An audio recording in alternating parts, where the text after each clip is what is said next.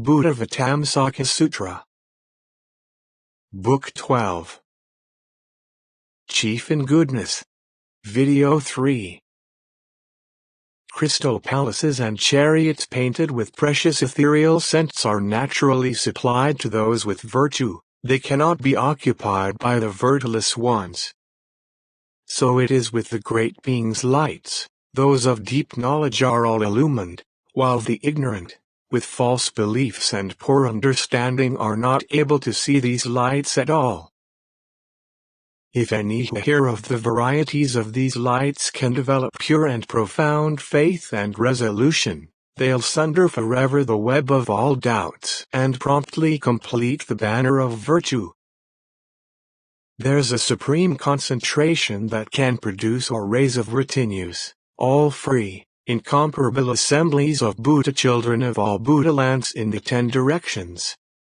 There is a lotus blossom, adorned with lights, of equal extent to a billion-world galaxy, on which the enlightening being sits, completely filling it. This is the mystic power of this concentration. There are also lotus blossoms surrounding, as many as atoms in 10 lands, on which the hosts of Buddha children sit, abiding in the spiritual power of this concentration. Having fully developed good causes in the past and fully practiced the virtues of Buddhahood, such people surround the enlightening being, all joining their palms and gazing tirelessly. Like the bright moon among the stars is the enlightening being in the midst of the congregation. Such is the practice of the great being entering the spiritual power of this concentration. As manifested in one region surrounded by hosts of Buddha children, so it is in all regions, abiding in this spiritual power of concentration. There's a supreme concentration called Network of Loki. The enlightening being dwelling in this teaches widely, appearing bodily in all quarters, sometimes entering concentration, sometimes emerging. Sometimes entering right concentration in the east and emerging from concentration in the west, sometimes entering right concentration in the west and emerging from concentration in the east, sometimes entering right concentration in other directions and emerging from concentration in still others. Sometimes entry and emergence pervade all 10 directions. This is called the enlightening being's concentration power. Appearing before and associating with all the countless Buddhas in the lands throughout the East, while dwelling in this concentration, silent and unmoving, and emerging from concentration in the presence of all the Buddhas of the worlds in the West, making unlimited offerings to all of them. Appearing before and associating with all the countless Buddhas in the lands throughout the West, while remaining in concentration, silent and unmoving, and emerging from concentration in the presence of all the Buddhas of the worlds in the East, making unlimited offerings to all of them. Thus does the enlightening being enter all the worlds of the 10 directions, sometimes manifesting concentration, silent and unmoving, sometimes manifesting respectful offerings to the Buddhas. Entering right concentration in the eye organ, emerging from concentration in the field of form, showing the inconceivability of the nature of form, unknowable to all gods and men. Entering right concentration in the field of form and emerging from concentration in the eye, without disturbing the mind, explaining the eye is birthless and has no origin, by nature empty, null, and doing nothing. Entering right concentration in the ear faculty and emerging from concentration in the field of sound, distinguishing the sounds of all languages, unknowable to gods and men. Entering right concentration in the field of sound, emerging from concentration in the ear, the mind undisturbed, explaining the car is birthless and has no origin, by nature empty, null, and doing nothing. entering right concentration in the nose faculty and emerging from concentration in the field of scent, discovering all the most excellent fragrances, unknowable to gods and men, entering right concentration in the field of scent, emerging from concentration in the nose, mind undisturbed, explaining the nose is birthless and has no origin, empty by nature, null, and doing nothing. Entering right concentration in the tongue faculty, emerging from concentration in the field of flavor, discovering all the most exquisite flavors unknowable to gods and men, entering right concentration in the field of flavor, emerging from concentration in the tongue, mind undisturbed, explaining the tongue is birthless and has no origin, by nature, empty, null, and doing nothing. Entering right concentration in the faculty of the body, emerging from concentration in the field of touch, able to clearly distinguish all textures, unknowable to gods and men, entering right concentration in the field of touch, emerging from concentration in the body, mind undisturbed, explaining the body is birthless and has no origin, by nature empty, null, and doing nothing. Entering right concentration in the mental faculty, emerging from concentration in the field of phenomena, discerning the characteristics of all things, unknowable to gods and men, entering right concentration in the field of phenomena, emerging from concentration in the mental organ, mind undisturbed, explaining the mind is birthless and has no origin, by nature empty, null, and doing nothing. Entering right concentration in the body of a youth, emerging from concentration in the body of an adult, entering right concentration in the body of an adult, emerging from concentration in the body of one aged, entering right concentration in the body of one aged, emerging from concentration in the body of a devout woman, entering right concentration in the body of a devout woman, emerging from concentration in the body of a devout man, entering right concentration in the body of a devout man, emerging from concentration in the body of a nun, entering right concentration in the body of a nun, emerging from concentration in the body of a monk, entering right concentration in the body of a monk, emerging from concentration in the body of a learner or non-learner, entering right concentration in the body of a learner or non-learner, emerging from concentration in the body of a self-enlightened one,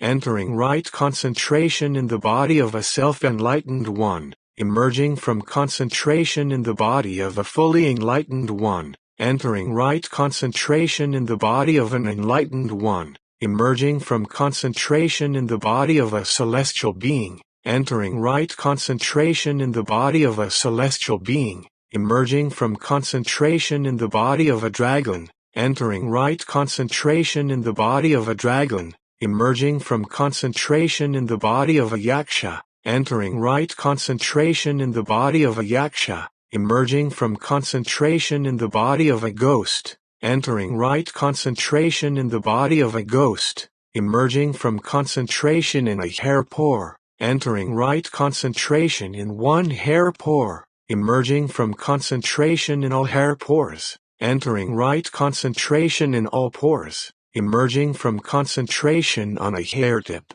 entering right concentration on a hair tip, emerging from concentration in an atom, entering right concentration in an atom, emerging from right concentration in all atoms, entering right concentration in all atoms, emerging from concentration in diamond ground, entering right concentration in diamond ground, emerging from concentration on a crystal tree, entering right concentration on a crystal tree, emerging from concentration in Buddha's aura, entering right concentration in Buddha's aura, emerging from concentration in rivers and seas, entering right concentration in rivers and seas, emerging from concentration in the clement fire, entering right concentration in the clement fire, emerging from concentration in the wind, mind undisturbed, entering right concentration in the clement wind, emerging from concentration in the clement earth, entering right concentration in the element earth, emerging from concentration in the mansion of heaven, entering right concentration in the mansion of heaven, emerging from concentration in space, mind undisturbed. This is called the inconceivable freedom of concentration of the One with infinite virtues, which all the Buddhas of the 10 directions could not thoroughly expound even in countless eons. All the enlightened ones together explain that the consequences of beings' actions are unthinkably many. The metamorphic emanations of the dragons, the masteries of the Buddhas, and the spiritual powers of enlightening beings are also inconceivable. Though one try to illustrate this by metaphor, after all there is no metaphor that can be likened to this. However, people of wisdom and intelligence understand their meaning by means of similitudes. Buddha's followers' minds dwell in the 8 liberations, and the transformations they display are all freely done. They can manifest many bodies by one body and can make one body of many bodies. They can enter fire concentration in space, walking, standing, sitting, and lying, all in the sky, producing water from the upper body and fire from the lower, or fire from the upper body and water from the lower. In this way, in the moment of one thought, they can transform freely in innumerable ways. They do not fully have great compassion and do not seek Buddhahood for the sake of all beings, yet still they can manifest such inconceivable things. How much more is the power of the great benefactors, enlightening beings? Like sun and moon traveling through space, their light's reflections appearing in all places, in springs, ponds, reservoirs, and water in vessels, in jewel-like rivers and seas, they reflect everywhere. So it is with the forms of enlightening beings, they appear everywhere, inconceivably. This is all the freedom of concentration, which only the enlightened can completely realize. Like the images of 4 armies in the ocean water, each distinct, not merging or mixing. Their swords, spears, bows and arrows, are many and diverse. Their armor, helmets, and chariots are not the same, whatever the differences in the forms they have. All are reflected in the water, yet the water itself does not discriminate. The concentration of enlightening beings is also like this. In the ocean are spirits called good at sound, whose voices universally adapt to all creatures of the sea, and who completely understand all their languages and make them all joyful and happy. Those spirits have greed, malice, and folly, yet they can still understand all sounds. How much more the enlightening being's power of mental command? Can they not cause all beings joy? There is a woman named Explanatory Ability who was born through her parents' application to heaven. If one can divorce evil and delight in truth, one can enter her body and engender wondrous eloquence. She still has desire, aversion, and ignorance, yet can bestow elucidating powers in accord with practice. How much the more so can enlightening beings full of wisdom bestow benefits on sentient beings. Like a magician who knows the ways of magic can produce any number of various things, make an instant seem a day, a month, a year, produce a city rich and very happy. The magician has greed, anger, and ignorance still, yet can delight the world with magic ability. How much the more so can the power of meditation and liberation bring all creatures joy. When the gods and titans fought, the titans lost and ran away. Their armaments, chariots, and soldiers they hid at once where none could see. They have greed, malice, and folly, yet are still capable of inconceivable transformations. How much the more can dwelling in fearlessness of supernormal powers now manifested independent freedom. Indra, king of gods, has a royal elephant. When it knows the king wants to go somewhere, it transforms itself, creating 33 heads, each head having 6 tusks. With the waters of 7 ponds on each tusk, clean and fragrant, pure, still and full. In the water of each pure pond are 7 lotuses in beautiful array. On each of those adorning lotus blossoms are 7 celestial jade-like maidens skillfully dancing and playing music entertaining Indra, king of gods. That elephant can also lose its original form and transform its body to be like that of the gods, completely the same in bearing and action. It has this miraculous power of transformation. It still has greed, anger, and ignorance, yet nonetheless can manifest such miraculous powers. How much the more is one replete with skill and knowledge, free in all states of concentration. Like the metamorphosed phantom body of a titan walking on the diamond stratum, standing in the ocean, the water at the deepest part of the ocean only reaching its midreef, while its head is level with the soaring polar mountain. It has greed, anger, and ignorance, yet still can display such great wonders. How much the more does the demon-quelling lamp that lights the world of awesome mystic powers at his command. When the gods and the titans warred, King Indra's magic power was inconceivable. However many the troops of titans were, Indra manifested as many bodies to oppose them.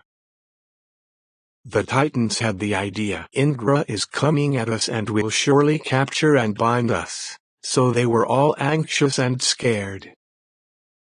Indra manifested a body with 1,000 eyes, holding thunderbolts, throwing flames, armored, armed, and awesomely majestic. The titans, seeing this, all retreated. Indra, with the power of a little virtue, still could defeat a great enemy. How much more is the Savior of all replete with virtues, all at his command. In the heaven of happiness is a celestial drum produced as a consequence of deeds of the gods. It knows when the gods are indulging themselves, and spontaneously produces this sound in the sky. All objects of desire are transient, like bubbles, foam empty, unreal. All existence are like dreams, like mirages, like floating clouds, the moon in the water. Indulgence is an enemy, a torment and a pain. It's not the immortal way, but the path of birth and death. Any who act indulgently will enter the mouth of the shark of death. As the root of all the miseries in the world, all wise people shun it. The qualities of objects of desire are perishable. You should take pleasure in what's real and true. When the gods of the 33 heavens hear this sound, they all go up into the hall of good teaching, and Indra preaches for them the subtle teaching, making them docile and tranquil, removing greed and craving. That sound is formless and cannot be seen, yet it can benefit the celestial beings. How much the more, manifesting bodies adapting to inclinations, can enlightening beings rescue and liberate the living. When the gods and titans warred, by the superior power of the gods' virtue the celestial drum sounded, telling the hosts, "You should not worry or fear," and the gods, hearing this declaration, were rid of fear and increased in strength. Then the titans' hearts trembled with fright, and their troops all retreated and fled. The wonderful ambrosial concentration is like that heavenly drum. It always produces the sound of dispassion, conquering demons. Great compassion mercifully rescues all, causing all beings to end their afflictions. Indra has intercourse with all the goddesses, 92 trillion in number, causing each to think to herself that the king is amusing her alone. As he responds to all the goddesses' bodies, so it is in the hall of good teaching. He can instantly manifest supernatural powers and go to everyone to preach to them. Indra, who has greed, anger, and ignorance, can cause all in his retinue to be happy. How much the more is skillful spiritual power able to cause all to rejoice. The king of the heaven of access to others' enjoyments has sovereignty in the realm of desire. With habitual confusion for a snare, he captures and binds all ordinary folk. He has greed, anger, and ignorance, yet has mastery over sentient beings. How much the more is the possessor of the 10 independent powers able to cause beings to act in accord. The great Brahma king of the billion-world galaxy can appear in all the abodes of the Brahma gods and sit with them, speaking in the subtle, pure Brahma voice. He abides in the worldly Brahma path, yet still commands concentration and supernatural powers. How much the more so does the transcendent of the world, unexcelled, have mastery of meditation and liberation.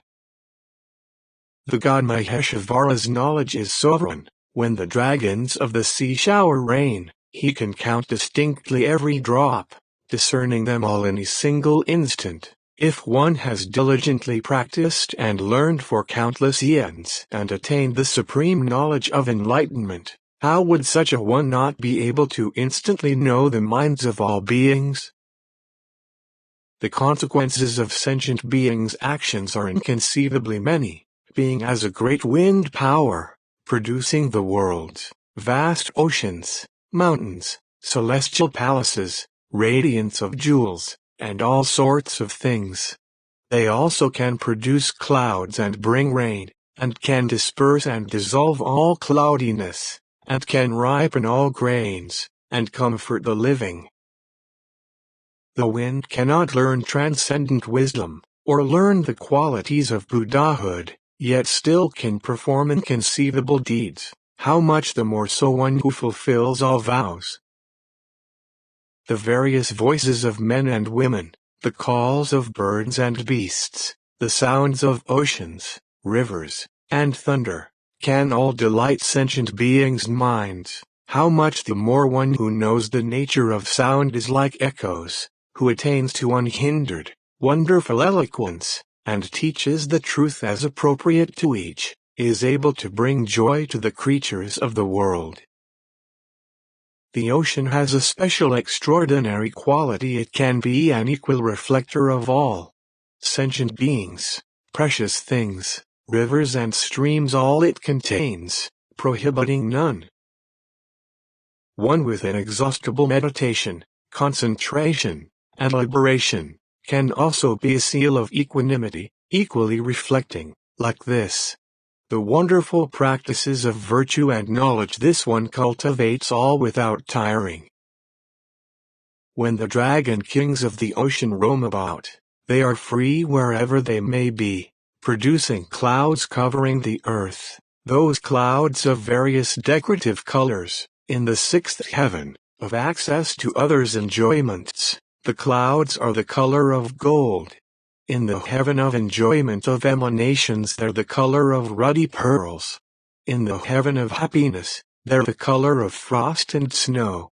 In the heaven of timely portion they're the color of lapis lazuli. In the heaven of 33 celestial realms they're opal-colored. In the heaven of the 4 kings they're crystal-colored. Over the oceans, they're diamond-colored. Among chimeras they're incense-colored. In the dragon's abodes they're lotus-colored. Where yakshas live, the color of white geese. Among titans, the color of mountain rocks. In the region of Atara, the color of golden flames. In Jambudvipa, the color of sapphire. In the other continents, their adornments are mixed. These are given according to the likes of the creatures. Also in the heaven of access to others, enjoyments lightning in the clouds shines like sunlight. In the heaven of enjoyment of emanations, it's like moonlight. In the heaven of happiness, like rose gold. In the timely portion heaven, it's the color of jade like snow. In the 33-fold heaven, the color of golden flames. In the four kings heaven, the color of all jewels. In the ocean, the color of red pearls. In the realm of the chimeras, the color of lapis lazuli. In the abode of dragons, the colors of a mine of jewels. Where the yakshas live, the color of crystal. Among the titans, the color of onyx. In the realm of Atara, the color of fiery pearls. In Jambudvipa, the color of sapphires. In the other continents, the embellishments are mixed as are the colors of the clouds, so is the lightning. In the heaven of access to others' enjoyments, thunder is like the voice of Brahma.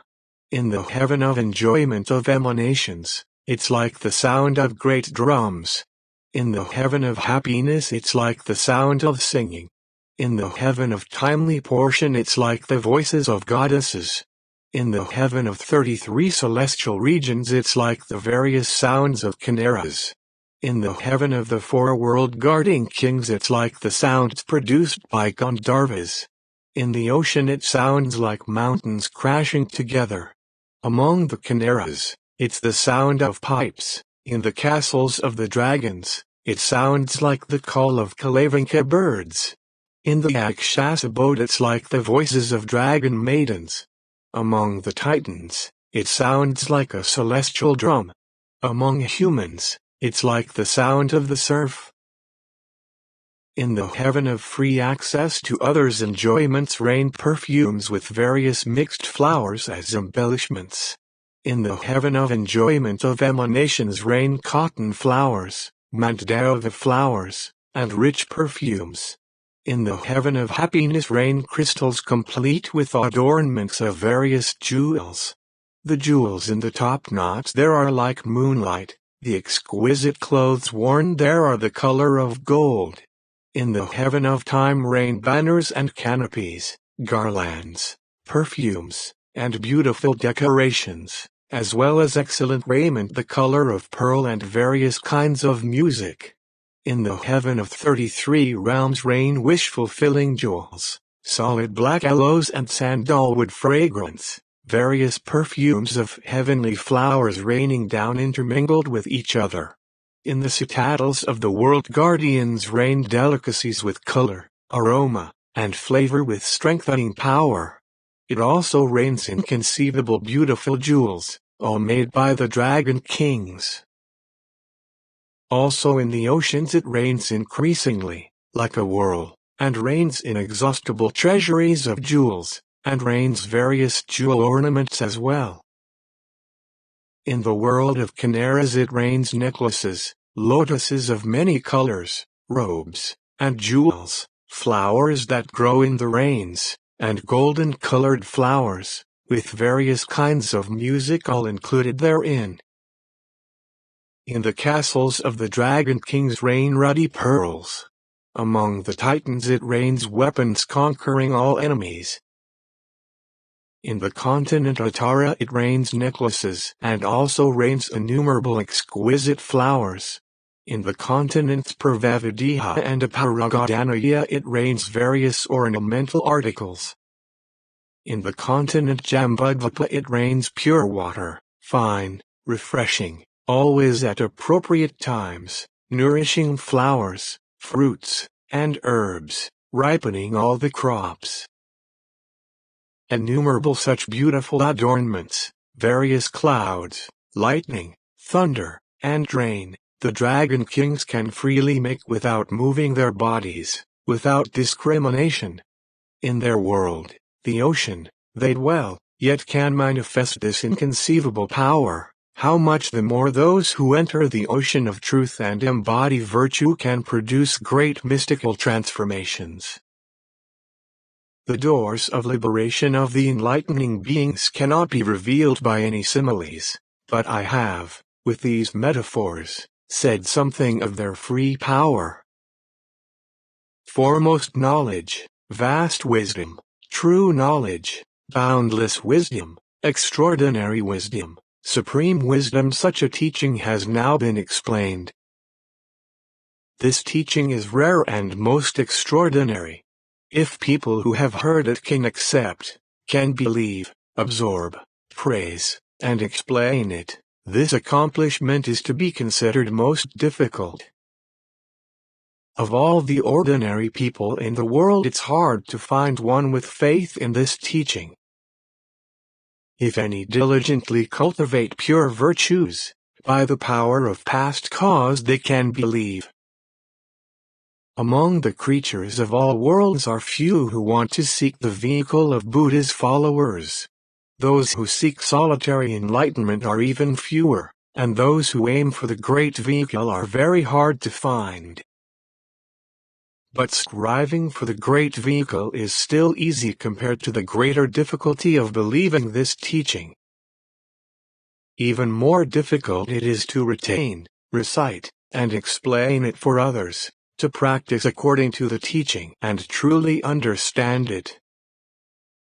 To hold a galaxy on one's head without moving, for 1 eon, is not to be considered difficult compared to believing this teaching. To pick up 10 Buddha lamps in the hand and stand in space through an eon is not to be considered hard compared to believing this teaching. If one provides comforts for an eon to the homes of beings numerous as atoms in 10 lands, his merit is not to be considered supreme. One who believes this teaching is most excellent. Even spending an eon serving Buddhas as many as atoms in 10 lands, one's merit will be greater, supreme, if one can recite and hold this book. When the enlightening being chief in goodness had spoken these verses, the worlds in the 10 directions quaked in 6 ways, the palace of demons was shrouded, the realms of ill ceased. The Buddhas of the 10 directions appeared before him and each patted him on the head with his right hand and praised him, saying, "Excellent, you incisively explained this teaching, and we all accordingly rejoice." End of the Second Assembly. The end of Book 12.